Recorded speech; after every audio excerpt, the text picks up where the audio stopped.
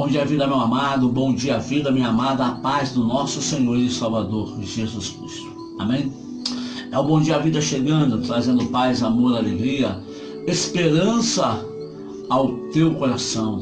Amém? Vamos meditar na palavra de Deus. Mais um tema. Vamos desfrutar dos ensinamentos que o Espírito Santo tem ministrado aos nossos corações. Amém? Mas antes disso, se inscreva-se no canal, dê um likezinho se você vai gostar da mensagem, tem gostado, compartilhe com seus amigos, né? Incentive eles a também estarem ouvindo, assistindo, né? E se inscrevendo no canal.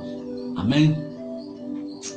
1 Reis, capítulo 18, verso 36, a palavra de Deus nos diz assim: sucedeu, pois, que, oferecendo-se a oferta de manjares, o profeta Elias se chegou e disse: ó Senhor Deus de Abraão, de Isaac e de Israel, manifeste-se hoje que tu és Deus em Israel, e que eu sou teu servo, e que conforme a tua palavra fiz todas essas coisas. Glória a Deus. Glória a Jesus.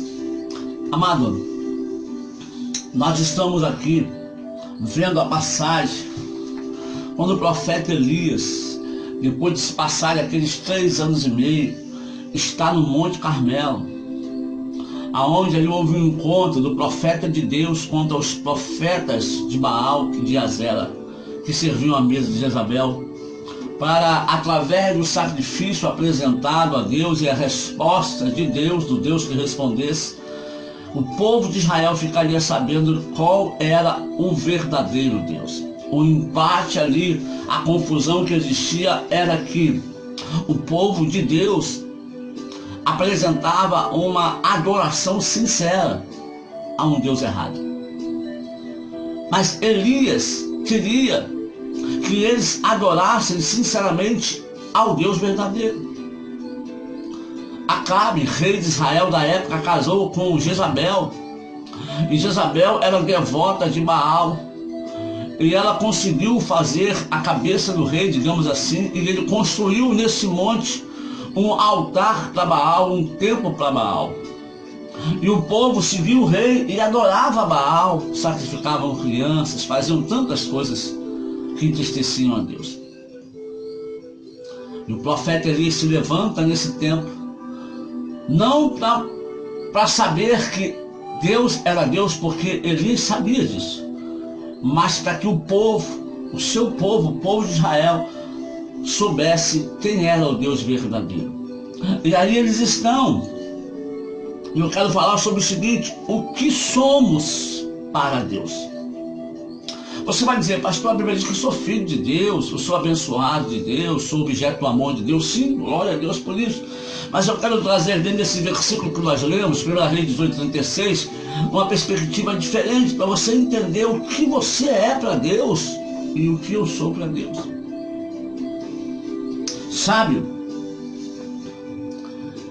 Elias se apresenta para Deus como o seu templo. Elias apresenta-se para Deus, sabe, como o seu sacrifício. Elias apresenta-se para Deus como o seu altar. Templo, sacrifício e altar. O que somos para Deus: templo, sacrifício e altar. É claro, amado, que você não vai morrer numa cruz como Jesus morreu, não é esse tipo de sacrifício que eu falo.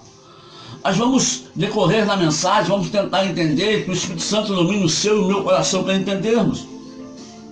Nós, como templo de Deus, amado, desde o princípio, desde o começo, Deus intentou, desejou habitar em você e em mim.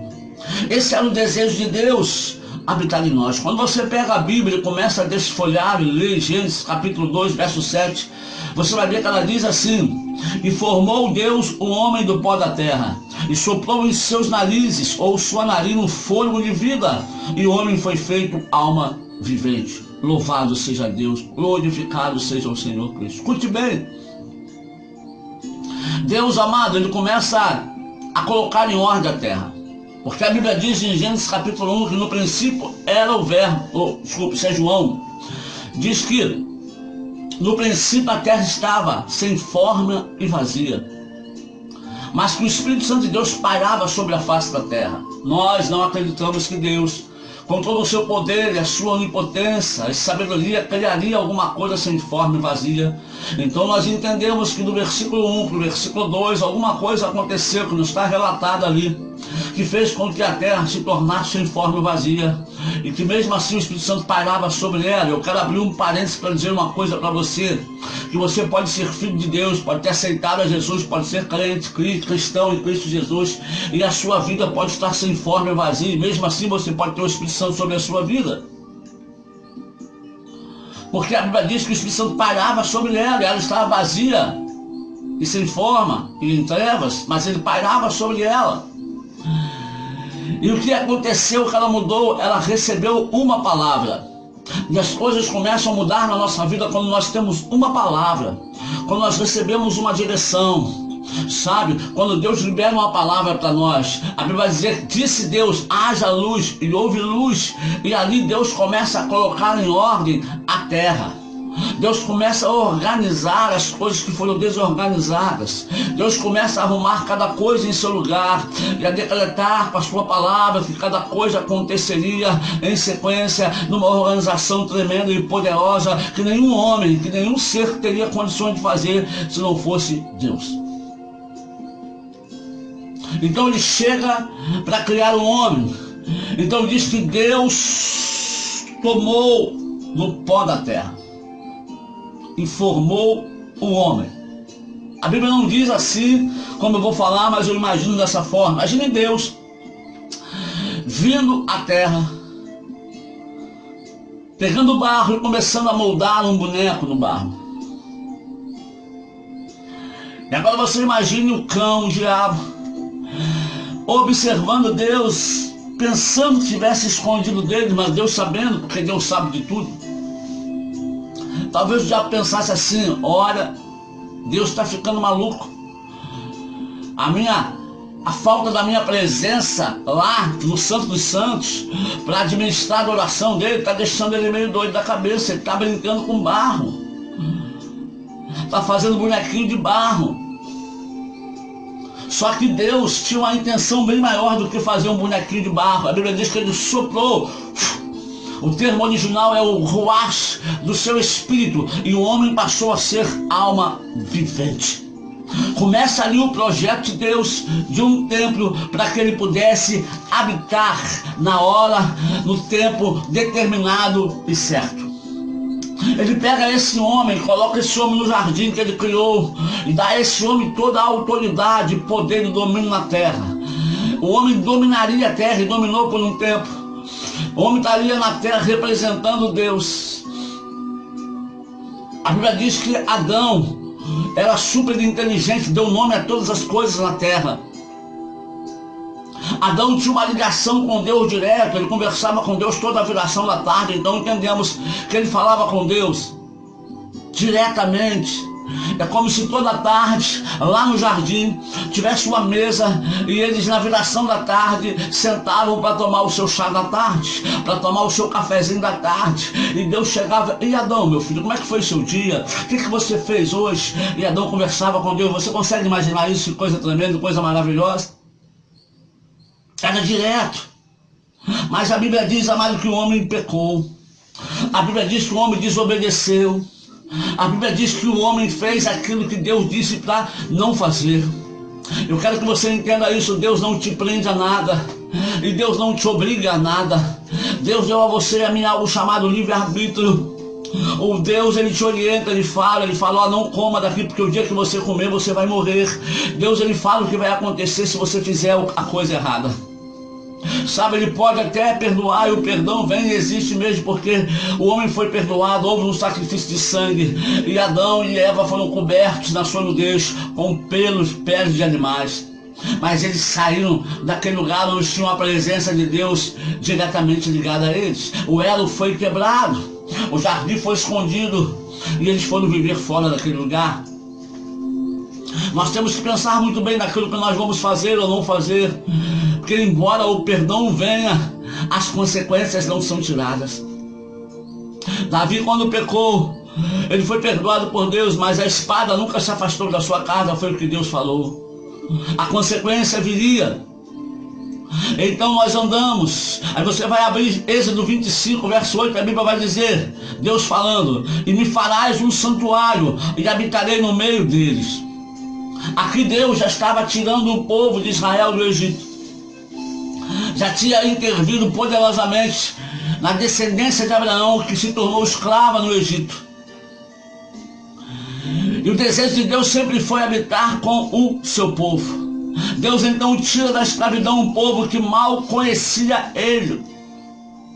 Um povo que andou longe dele durante tanto tempo, um povo reclamão, um povo murmurador.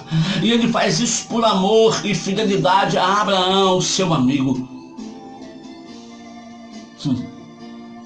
Tremendo, né? Um povo que Deus sabia que ia murmurar no deserto, um povo que Deus sabia que ia murmurar quando entrasse na terra prometida, um povo que Deus sabia que ia se afastar da presença dele quando entrasse na terra prometida, um povo que Deus sabia que se ia misturar com a idolatria daquele povo que vinha naquela terra. Deus arranca aquele povo da escravidão do Egito, por amor à promessa a Abraão e a promessa que ele fez para cumprir a sua palavra. Amado, Deus é fiel na sua palavra, amém? Deus é fiel na sua palavra, ele não pode negar a ele mesmo, ele continua sendo fiel naquilo que ele prometeu, naquilo que ele declarou que ia fazer e que vai fazer. O tabernáculo, amado, templo que Deus manda Abraão fazer, que era uma cópia daquilo que ele viu no céu, era um santuário, era um lugar separado para que o Senhor habitasse entre o seu povo e encontrasse com ele todos os dias. Deus fala para Moisés, Moisés, controle o tabernáculo, porque eu quero andar com vocês, eu vou caminhar no meio de vocês. A glória do Senhor estava sobre o tabernáculo dia e de noite, era a presença de Deus. Ele era chamado de tabernáculo do testemunho, porque, amado, continha os 10 mandamentos.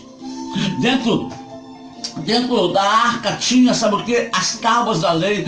Dentro da arca tinha a vara de Arão, que floresceu. Dentro do tabernáculo tinha um vaso com maná que eles comeram. Glória a Deus. No deserto.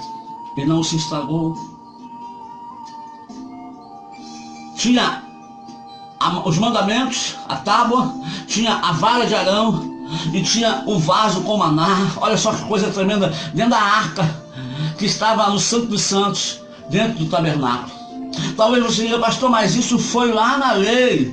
Nós estamos na graça, sim, mas olha, Atos 7,48. Mas o Altíssimo não habita em templos feitos por mão de homens. Sabe esses lugares que nós vamos cultuar a Deus? Esses grandes templos que as pessoas fazem, gastam, investem milhões e milhões e milhões de dinheiro.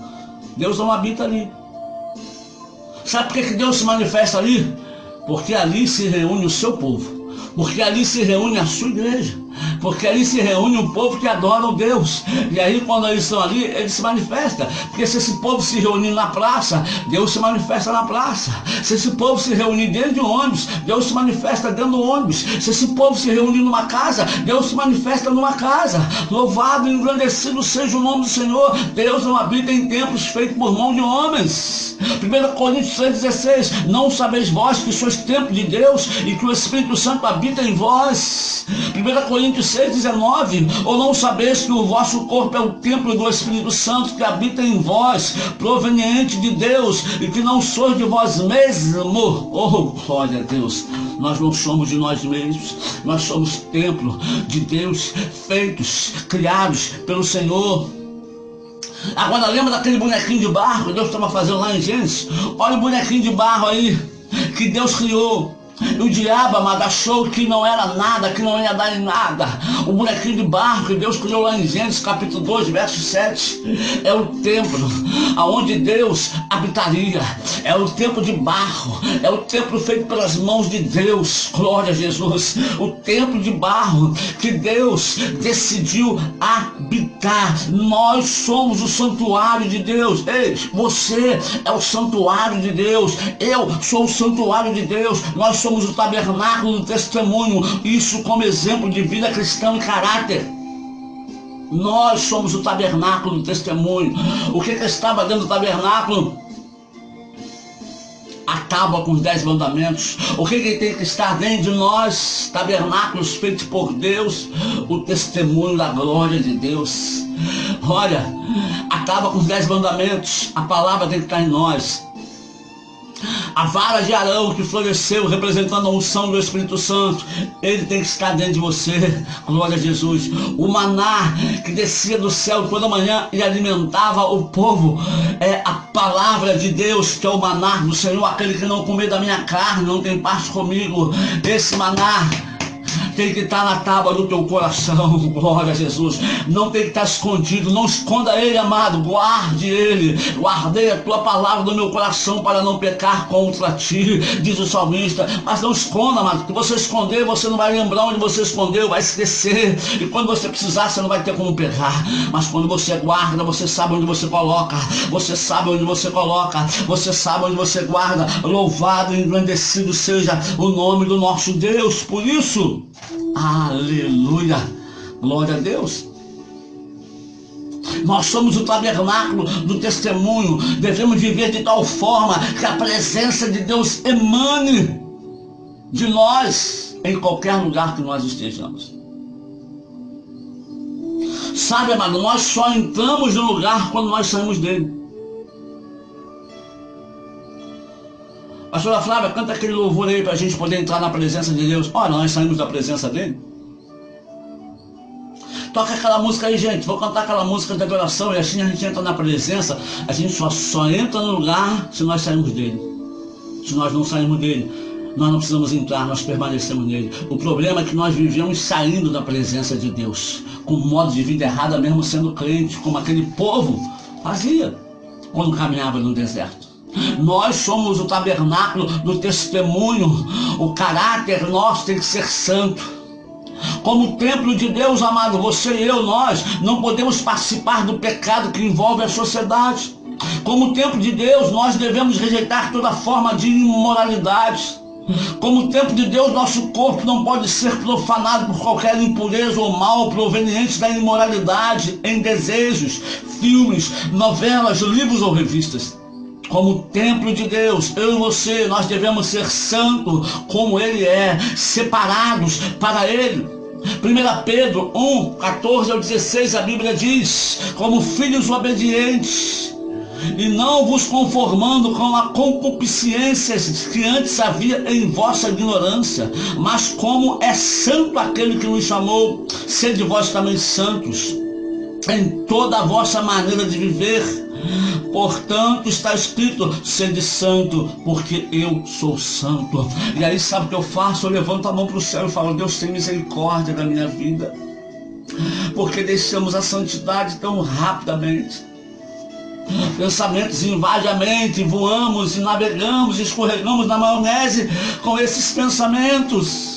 Somos bombardeados dia e noite, não lutamos contra eles. Quantas vezes nosso coração se alegra com eles e nós estamos deixando de ser santos, separados para Deus. Somos separados por um monte de coisa, mas não separados para Deus. Sabe, amado, santo em toda a vossa maneira de viver. Comprou, pague. Pegou emprestado, devolva.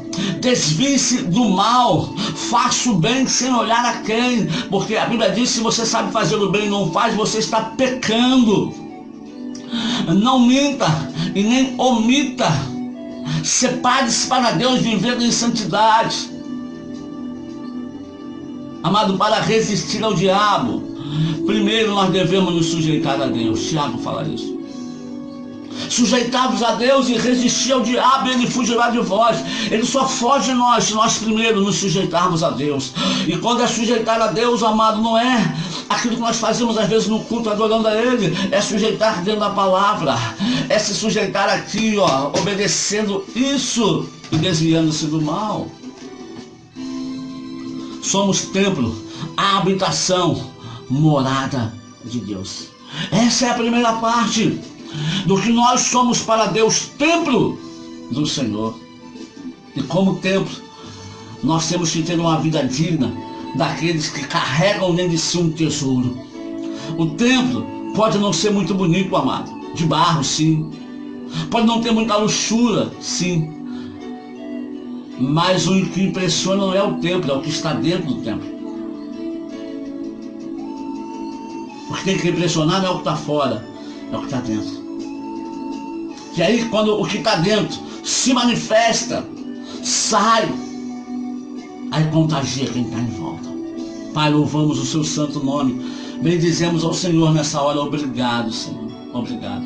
Abençoa meu irmão, minha irmã, cada um de nós. Sejamos, ó Deus, participantes, que aprendamos com o teu Espírito, com o Espírito Santo. O que somos templo do Senhor. Ah, meu Deus, que nós possamos habitar realmente de uma forma que venhamos ser santos em toda a maneira de viver e ser, ó Deus, diante de Ti. São tantas coisas, meu Deus, que passam em nossa mente quando nós lemos essa palavra. E todas elas nos condenam porque nós vemos tantos erros em nós. Mas a sua misericórdia é a causa de nós não sermos consumidos. Então nos fortalece, nos ajuda, nos orienta. Espírito Santo, em nome de Jesus nós te pedimos. Amém. Bom dia, vida para você, meu amado, para você, minha amada, a paz do Senhor Jesus. E não perca a continuação dessa palavra, em nome do Senhor.